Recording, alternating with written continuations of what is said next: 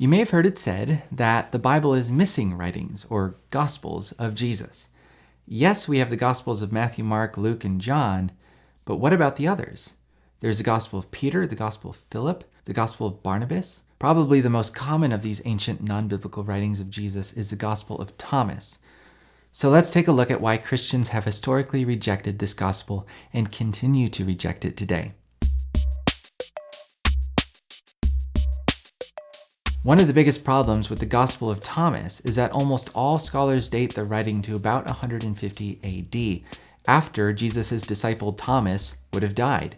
This means that the Gospel did not actually come from Thomas as it claims, and instead was written by some other person after the time of Jesus that we cannot identify. Granted, there are some voices advocating for an earlier date of Thomas, even saying that it's a better source of Jesus than Matthew, Mark, Luke, and John, but this is a minority view, and for good reason.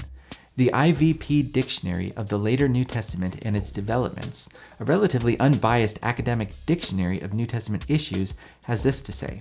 In recent years, several scholars have argued that the Gospel of Thomas is a first-century composition originally independent of the New Testament Gospels and only later influenced by them.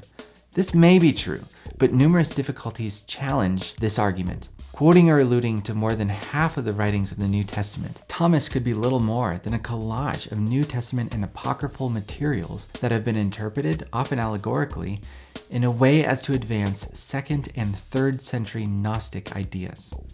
Allow me to highlight two important issues that the dictionary brings up. First, the Gospel of Thomas appears to have copied from many books in the New Testament. This means that it must have come later than the New Testament books, making it less important for a source on the life of Jesus. Second, the Gospel of Thomas reflects Gnostic ideas, which were popular in the 2nd and 3rd century, not in the 1st century.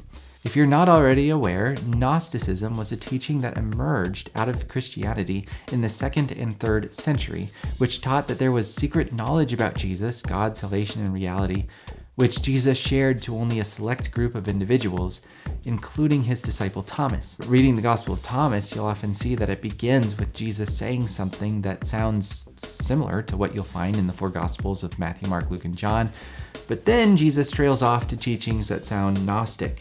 The writing effectively pulls an unsuspecting Christian in by bridging the gap between the known teachings of Jesus and the way of Gnosticism. It seems apparent that the Gospel of Thomas was an attempt to serve Gnosticism, not an attempt to report what Jesus actually taught. On a related note, some people will mention that the Gospel of Thomas says little about Jesus performing miracles and never even claimed that he rose from the dead. They use the Gospel of Thomas to draw doubt on the supernatural character of Jesus, but this argument is uncompelling.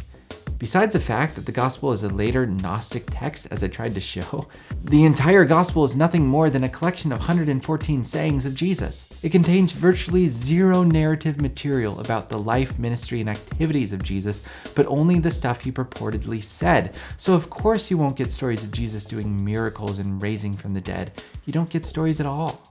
I hope this helps show why most people continue to reject the Gospel of Thomas as a credible source for the life and history of Jesus.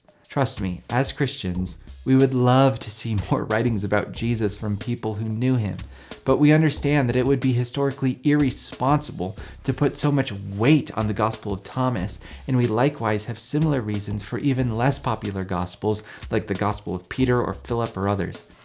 Matthew, Mark, Luke, and John, however, are quite different. And so I'm excited to share with you that beginning in January, I'll be starting a 10-video series why these 4 Gospels in particular can be historically trusted. There's just so much to be said about these books, and I hope that you stick with me through the many videos to come as we explore this important issue. Until then, I'll be taking a short break on videos over the holiday season coming up, but we'll jump right into the series come January 8th.